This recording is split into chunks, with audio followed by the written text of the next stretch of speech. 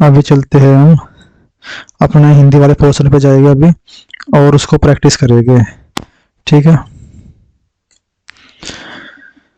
शुरू में चलना पड़ेगा अभी हमें जीएस और हिंदी के लिए। क्वेश्चन नंबर 40 से करेंगे पहले।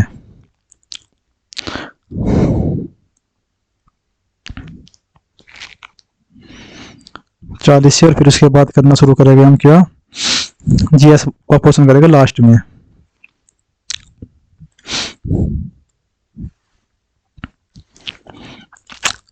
फटाफट क्वेश्चन देखिए स्क्रीन पर, इसका आंसर देने की कोशिश करिए क्वेश्चन नंबर 41 से। ठीक है, फटाफट बताइए इसका आंसर क्या, कमेंट में जल्दी से। अगर आपने हिंदी पढ़ी है और आप चाहते हैं कि हिंदी में अच्छा स्कोर करें तो फटाफट बोलिए इसका आंसर क्या होगा। अनुनासिक वर्ण क्या है और इसकी डेफिनेशन आपको पता होनी चाहिए कि इसकी डेफिनेशन क्या है। ठीक है, हम इस पोर्शन को मात्र 20 मिनट में निपटाने की कोशिश करेंगे फटाफट।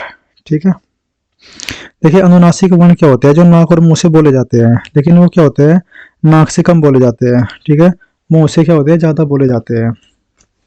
अब देखें यहाँ पे, तो इसका आंसर क्या हो जाएगा, नासिक और मुख दोनों से उच्चारण जिसका होता है वो क्या होते हैं, अनुनासिक वर्ण आपके होते हैं। ठीक है, इसके बाद देखिए अगला क्वेश्चन क्या है, क्वेश्चन नंबर कौन सा, 42। पहले मैं आपको मौका दूंगा पढ़ के करने का, आप कमेंट करके बताना मेरे को। जो मागधी है, पूर्वी भरण से आपका कौन सी आधुनिक भाषा है, इससे क्या हुआ है, उत्पन्न हुई है, 42। ठीक है, जो मागधी अपभ्रंश होते हैं, जैसे बिहारी है आपकी ये मगही है, ठीक है ना, इसे मागधी अपभ्रंश से आती है। और ये क्या होता है आपका, उड़िया और असमिया जो है इसमें आधुनिक भाषा इसकी उत्पन्न हुई है। ठीक है, आपको इस बात को याद रख के चलना है। पंच की दुहाई का मतलब क्या होता है भाई, पंच की दुहाई क्या होता है, किसी से सहायता मांगना, तो सहायता की पुकार क्या हो जाएगा, इसका आंसर हो जाएगा सुमरन को ढूंढत फिरत कभी भी अभिचारी चोर। यानी कि कौन सा अलंकार है इसमें, इसमें आपका श्लेष अलंकार होता है। कौन सा होता है, श्लेष अलंकार। ठीक है भाई, कोई सोने को ढूंढ रहा, कोई सुंदर स्त्री को ढूंढ रहा, ठीक है, कभी सुंदर वर्ष को ढूंढ रहा है। ठीक है, चोर क्या ढूंढेगा, सोना ढूंढेगा, या बेचारी सुंदर स्त्री, कभी क्या ढूंढेगा, सुंदर वर्ष। तो यानी कि शब्द एक अर्थ अनेक अलंकार श्लेष, क्या बोलते हैं, शब्द एक अर्थ अनेक अलंकार श्लेष। ये इंपॉर्टेंट डेफिनेशन है इसकी, तो इसको याद करके चलना है। क्वेश्चन नंबर 45 की तरफ चल रहे हैं हम। क्वेश्चन नंबर 45 क्या कहता है, question number 45 most important question है भैया। तो इसने कहा है, चित्र तुरंग न्याय पर किस आचार्य का सिद्धांत आधारित है। जो हमारा चित्र तुरंग न्याय है, यानी कि चित्र में घोड़े का न्याय, इसका मतलब क्या है, ये शंकुक के द्वारा प्रतिपादित किया गया है। यानी कि इन्होंने जो रस सिद्धांत है, रस सिद्धांत की व्याख्या करने के लिए जो रस सिद्धांत की व्याख्या करने के लिए इन्होंने ये न्याय दिया था। और इसे अनुमितिवाद का न्याय भी कहते हैं, सिद्धांत भी कहते हैं। कौन सा, अनुमितिवाद का सिद्धांत। यानी कि जो रस की व्याख्या करने के लिए आचार्य शंकुक ने जो सिद्धांत प्रतिपादित किया था, अनुमितिवाद का सिद्धांत, वह भी चित्रतुरंग न्याय कहलाता है, उसी को चित्रतुरंग न्याय कहते हैं। ठीक है, क्वेश्चन नंबर 46, निम्नलिखित में से कौन सा वाक्य शुद्ध है। देखिए क्वेश्चन नंबर 46 में कौन सा वाक्य शुद्ध है और बाकी 3 गलत क्यों है, फिर वो देखने हैं हमें। ठीक है, देखें यहाँ पे, उनकी सोचनीयता से यह कार्य हुआ, गलत, सोचनीय होता है, उनके सोचने से यह कार्य हुआ है। राम को मकान खरीदना, यह बात ठीक है। यह गाय का असली दूध है, असली पहले लिख दिया, बात गलत है। पुलिस द्वारा चोरी का माल बरामद किया गया, हुआ नहीं होता है, किया गया होता है। क्या होता है, पुलिस के द्वारा चोरी का माल बरामद किया गया। आगे देखिए क्वेश्चन नंबर 47 पे, निम्नलिखित में से कौन सा सामासिक पद सही नहीं है। मन से चाह मन चाह, रसोई के लिए रसोईगा, ऋण से मुक्त ऋण मुक्त, देश के लिए प्रेम देश प्रेम, देशभक्ति नहीं देश प्रेम। ठीक है, ये क्वेश्चन गलती था, 47 का सी ऑप्शन गलत था। आइए चलते हैं अगले क्वेश्चन पे। अभी हमें यण संधि बतानी है कि किस समूह में यण संधि रहित शब्द है। देखिए यण संधि में क्या होता है, यण संधि के लिए जो फॉर्मूले होते हैं, यानी एक तरीके से ई का क्या हो जाता है, ये हो जाता है, रे का क्या हो जाता है, रे होता है, ल का क्या हो जाता है, ल हो जाता है, और ऊ का क्या हो जाता है, ऊ का व हो जाता है। ठीक है, ये होती है आपकी यण संधि। और यह रे ल व से पहले आधे व्यंजन का प्रयोग किया जाता है। क्या किया जाता है, आधे व्यंजन का प्रयोग किया जाता है। और तरह शब्द भी यूज किया जाता है। देखिए यहाँ पे देव देवैश्वर्य लिखा है, यहाँ पे ई का क्या बनना, ई का यह बनना, तो देवी प्लस ऐश्वर्य, प्रति प्लस उपकार, नदी प्लस उर्मी, अनु प्लस विथ, अनुवित, अनु प्लस ईत हो जाएगा। ठीक है, यहाँ पे क्या बनाया है, ऊ का वह बनाया है। ठीक है, यहाँ पे देखो, यहाँ पे और आधा अक्षर भी है, यहाँ पे आधा व्यंजन भी, आधा व्यंजन भी, आधा व्यंजन, आधा व्यंजन, आधा व्यंजन है। ठीक है ना। और लेकिन जो यहाँ पे सड़न यूज किया गया है, जो सड़न है ये आपकी व्यंजन संधि है। क्या है, व्यंजन। और व्यंजन खुद एक गण संधि है। जो व्यंजन शब्द है, व्यंजन एक गण संधि है। सड़न क्या है, सड़न आपकी व्यंजन संधि है। इस वजह से जो ये आंसर होगा इसका ऑप्शन नंबर सी गलत हो जाएगा। और ऑप्शन नंबर सी गलत है। तो चलते हैं अगले क्वेश्चन की तरफ, हमें इसको फटाफट निपटाना है। अब जल्दी जल्दी करेंगे इसको, हिंदी का मौक है, कर देते हैं। मात्रिक छंदों में मात्रा कितने प्रकार की होती है, दो प्रकार की होती है। कौन कौन सी मात्रा होती है, एक लघु मात्रा होती है, एक गुरु मात्रा होती है। ठीक है, लघु मात्रा के लिए हम खड़ी पाई का यूज करते हैं, गुरु के लिए ऐसा करती का यूज करते हैं। ठीक है, जो लघु मात्रा होती है वो किसके लिए होती है, जो हर्स्वर होते हैं हमारे चार, उनके लिए यूज होती है। और जो सात हमारे गुरु होते हैं उनके लिए हम खड़ी पाई का यूज कर, इसको सॉरी एस का यूज करते हैं। ठीक है, इसको मैंने एस ऐसे बोल दिया, लेकिन गुरु वर्ड्स होता है उसके लिए हम इसको यूज करते हैं। क्वेश्चन नंबर 50, क्वेश्चन नंबर 50 में क्या है, जो जायसी जी है, जायसी की ये पंक्ति दी गई है, क्या, बसी पक्षी बोहली बो भाका करी हुलास देखी शाखा, ये जायसी की पंक्ति है, इसको याद रखना है। ठीक है, जो जो मोक्ष में हम पंक्ति कराएंगे, जो लाइन करेंगे हम मोक्ष में, उनको लर्न करके चलना है, क्या पता हमारे रियल पेपर में क्या फंस जाए। ठीक है, क्वेश्चन नंबर 51, स्पर्श व्यंजन कंठ ध्वनि अघोष और मापान ध्वनि है। देखिए, सबसे पहले तो हमें पता होना चाहिए गले से कौन सी बोली जाती है। ए, कै वर्ग और है, ये सब कहाँ से बोली जाती है, गले से बोली जाती है। तो पूरा का पूरा क्या है, कै वर्ग ही है, फिर अघोष और फिर मापरान। अघोष के लिए आप क्या यूज करोगे, देखिए मापरान देख लेते हैं, मापरान कितना होता है, तो चौथा और दूसरी जो खड़ी लाइन होती है वर्गों में वो होती है। ठीक है, और अघोष के लिए क्या होता है, पहला और दूसरा खड़ी लाइन आपका घोष के लिए होती है। यानी सीधी सी बात है, पहले और दूसरे में क्या कॉमन है, दो कॉमन है। जो वर्ड, जो लेटर, जो व्यंजन दूसरे नंबर पे आएगा वर्ग में, वही आपका आंसर होगा। कै, खे, गे, घे, क्या आता है, खे आता है, तो इसका आंसर क्या हो जाएगा, खे आपका आंसर हो जाएगा। कितना हो जाएगा, खे आपका आंसर हो जाएगा। चलते हैं क्वेश्चन नंबर 52 की तरफ। क्वेश्चन नंबर 52 क्या कहता है, किस वाक्य में संज्ञा बहुवचन रूप में प्रयुक्त नहीं हुआ। भाई क्या क्वेश्चन है, बेहतरीन क्वेश्चन है। देखिए, इसने कहा है वाक्य में संज्ञा शब्द बहुवचन रूप में प्रयुक्त नहीं हुए हैं। ये समाचार है, समाचार किस रूप में प्रयुक्त हुआ है, हमेशा बहुवचन के रूप में प्रयुक्त होता है समाचार। लोग भी किस रूप में हुआ है, बहुवचन के रूप में हुआ है। और होश भी क्या है, यहाँ पे बहुवचन है। लेकिन भीड़ क्या होता है, भीड़ होता है समूहवाचक। भीड़ क्या होता है, समूहवाचक। और समूह क्या होता है, यहाँ पे एक वचन होता है, तो बहुवचन के रूप में प्रयुक्त नहीं हुआ है। तो इसका आंसर क्या हो जाएगा, 52 का ए हो जाएगा। ठीक है, उम्मीद है समझ में आ रही होगी बातें ये। क्वेश्चन नंबर 53 की तरफ चलते हैं। अपादान कारक उत्तम पुरुष बहुवचन रूप होगा। आपने कारक पढ़े हैं, कारक कौन कौन सा, कर्ता, कर्ता के साथ क्या यूज करते हैं, ने। कर्म के साथ यूज क्या करते हैं, को, कर्ता ने कर्म को। करण के साथ क्या यूज करते हैं, से के द्वारा। संप्रदान के लिए क्या यूज करते हैं, के लिए। और अपादान के लिए क्या यूज करते हैं, से अलग। ठीक है ना। तो यहाँ पर अपादान के लिए हम, क्योंकि मैं, मुझे, ये क्या होता है, एक वचन होता है, तो मैं मुझे तो होगा नहीं, हम क्या होता है, वो वचन होता है, तो यानी कि हमसे हो जाएगा, क्या हो जाएगा, हमसे। और आप संबोधन के लिए क्या यूज करते हैं, का, के, की, रा, रे, री। ठीक है, आपको ये याद होने चाहिए। और अधिकरण के लिए क्या यूज करते हैं, मे पेपर। क्या करते हैं, मे पेपर। लास्ट में जो बचता है संबोधन है वो, अरे अरे, ये सब संबोधन के लिए यूज करते हैं। क्वेश्चन नंबर 54 चलते हैं। 54 में क्या कहा, क्रिया के अलावा संज्ञा के लिंग के अनुसार इन शब्दों के रूप में परिवर्तित होता है। भाई क्रिया तो होता ही है, संज्ञा के लिंग के अनुसार, वह स्कूल जाता है, वह स्कूल जाती है। देखो मैं पहले क्रिया में परिवर्तित करके दिखाता हूँ आपको, वह स्कूल जाता है। तो भाई यहाँ पे क्या है, सर्वनाम दे दिया यहाँ पे वह, या मैं लिख दूं यहाँ राम स्कूल जाता है। जैसे यहाँ राम पुल्लिंग आया, तो क्रिया कैसी है, पुल्लिंग है। मैं राम की जगह रामा लिख दूं, रामा स्कूल जाती है, तो क्रिया कैसी हो गई, स्त्रीलिंग हो गई। यानी क्रिया तो बदलती है, लेकिन इसने कहा है क्वेश्चन में क्रिया के अनुसार कौन सा शब्द परिवर्तित होता है, विशेषण होता है। कैसे होता है विशेषण, देखिए मान लिया मैंने बोला मोहन एक अच्छा लड़का है, मोहन एक अच्छा लड़का है, तो यहाँ लड़का तो है, लेकिन कैसा, अच्छा।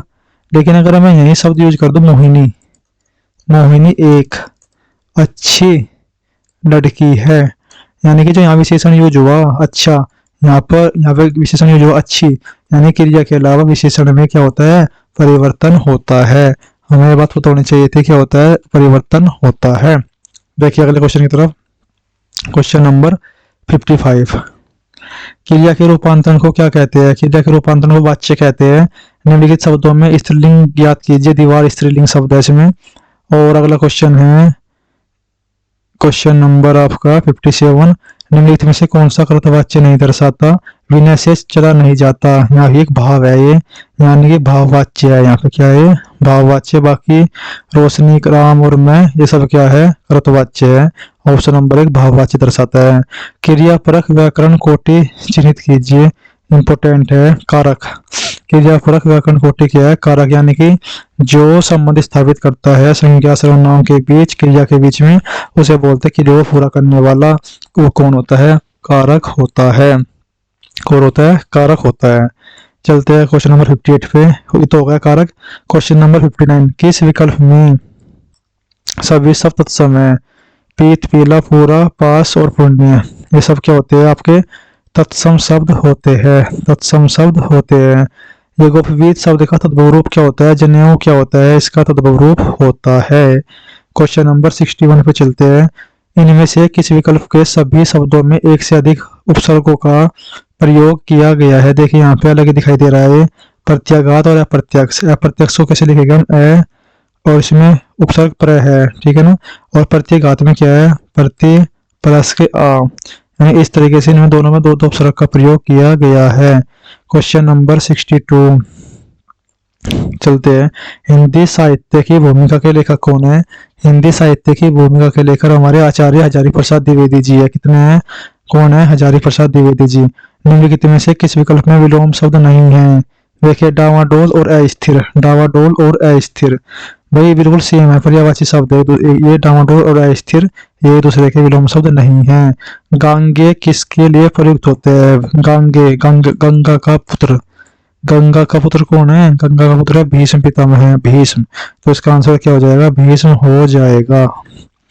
गंगा का पुत्र कौन हो जाएगा, भीष्म हो जाएगा। यानी कि ऑप्शन डी। निम्नलिखित में से किस वाक्यांश के लिए प्रयुक्त शब्द असंगत है? जिसका आदर या अपमान हुआ हो उसे बोलते हैं अनादर्थ। जो निष्फल न हो अमोघ बोलते हैं। जो बिगड़ा हुआ न हो अविकृत बोलते हैं। स्वयं अपनी हत्या करने वालों को आत्मघाती बोलते हैं। क्या बोलते हैं, आत्मघाती। तो यानी कि क्या हो जाएगा, गलत हो जाएगा। यहाँ पे क्या आएगा, आत्मघाती शब्द यूज किया जाएगा। तो यहाँ पे क्या है हमारा, ऑप्शन डी करेक्ट आंसर हो जाएगा। चलते हैं अगले क्वेश्चन की तरफ। Question number 66। प्रश्न में प्रयुक्त रस के लिए सही विकल्प चुनिए। हे खग मर्ग ए मधुकर त्रेणी, तुम देखी सीता मर्ग नैनी, यानी ये सीता को ढूंढ रहे हैं। श्री राम जी उसके वियोग में पागल हो रहे हैं, उनके बिछड़ने के दुख में पागल हो गई है, रो रही है, यानी कि वियोग श्रृंगार रस। कौन सा हो जाएगा इसका आंसर, इसका आंसर हो जाएगा वियोग श्रृंगार रस। जब नायक और नायिका बिछड़ जाते हैं और उनके विलन की आस तो रहती है, उनके विरह में दुखी होना, परेशान होना वियोग श्रृंगार रस कहलाता है। सममात्रिक छंद बताना। सममात्रिक छंद क्या होगा, प्रत्येक चरण में 24 मात्राएं तथा प्रत्येक चरण में 11वीं व 13वीं मात्रा पर यति होती है। देखिए अगर सममात्रिक छंद की बात कर रहे हैं हम, 11 और 13 मात्रा पे क्या होती है, यति। यानी इसका मतलब ये होता है प्रत्येक चरण में 24 मात्राएं है। कितनी है, प्रत्येक चरण में 24 मात्राएं, यानी समान चरण है। और समान चरण क्या होता है, सममात्रिक होता है। तो वो क्या होता है, रोला। तो रोला होता है 11-13 पर यति होती है, लेकिन प्रत्येक चरण में 24 मात्राएं होती है, सममात्रिक छंद है। सोरठा क्या है, सोरठा अर्ध सममात्रिक छंद है। इसमें 4 चरण होते हैं। इसके विषम चरण में 11 और सम चरण में 13 मात्राएं होती है। पहले में 11, तीसरे में 11, दूसरे में 13, चौथे में 13 होती है। और जो सवैया और कवित है, ये तो आपके मात्रिक छंद हो गए। सवैया और कवित आपके वार्णिक छंद हो जाएंगे। क्या हो जाएंगे, वार्णिक छंद हो जाएंगे। इनमें हम वर्ण जो होते हैं उनको गिनते हैं। तो सवैया में कितने होते हैं, 22 से लेकर 26 तक वर्ण होते हैं प्रत्येक चरण में। और कविता में कितने होते हैं, 31 वर्ण होते हैं। इस बात को याद लेके चलना है, हम इन बातों को पता होना चाहिए, ठीक है। चलते हैं क्वेश्चन नंबर 68 की तरफ। उस तपस्वी से लंबे थे 2-4 खड़े, उस तपस्वी से लंबे थे देवदार 2-4 खड़े। यानी इसमें जो है उपमा को उपमान से अधिक श्रेष्ठ बताया गया है, और यह उपमा का उल्टा होता है। इस अलंकार को प्रतीप अलंकार कहते हैं। क्या कहते हैं, प्रतीक अलंकार कहते हैं। सलेस अलंकार शब्द है, काल्पनिक अलंकार सलेस। अतिशयोक्ति क्या बोलते हैं? अतिशयोक्ति का मतलब होता है जिसमें बढ़ा चढ़ाकर बातों को बताया जाए। परिसंख्या क्या होता है? जिसमें एक ही बात पर ध्यान केंद्रित किया जाए, उसके अलावा कुछ और ना हो, उसे बोलते हैं परिसंख्या अलंकार। परिसंख्या का कोई एग्जाम्पल? जी हाँ, मान लीजिए 5 उंगली वाले कुत्तों को खाया जाता है, या 5 उंगली वाले शेरों को मारा जाता है, यानी केवल 5 उंगली वाले, इस तरह का कोई एग्जाम्पल हो तो किस में आएगा? परिसंख्या अलंकार में आएगा।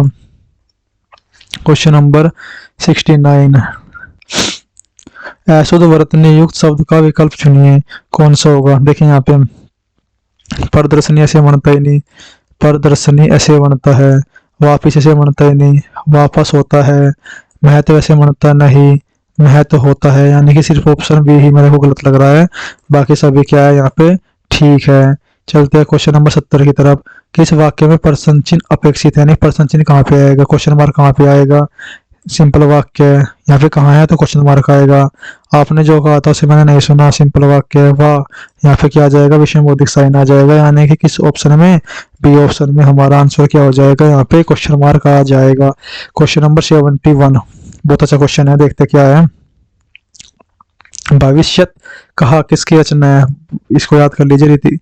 जो ये रचना है भविष्यत, ये है आपके धनपाल की रचना। किसकी है? धनपाल जी की रचना है, इंपोर्टेंट बात, ठीक है। चलते हैं क्वेश्चन नंबर 72 की तरफ। राम कैसो जस उद उड़त गंदन, किसकी पंक्ति है? ये सेनापति की पंक्ति है।